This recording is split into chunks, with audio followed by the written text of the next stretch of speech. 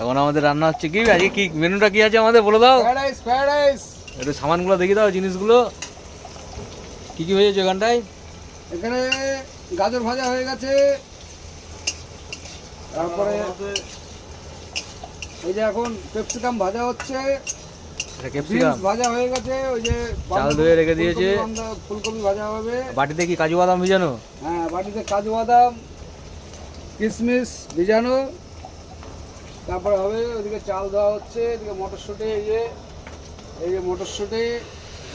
আর এই যে আমাদের রাঁধুনি, আমাদের আজকে রাঁধুনি ফ্রাইড রাইস দায়িত্ব নিয়েছে। আর এখানে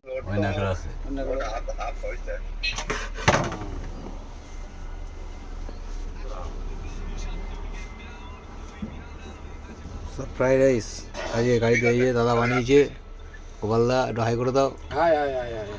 এই যে রাঁধুনি গোপালদা।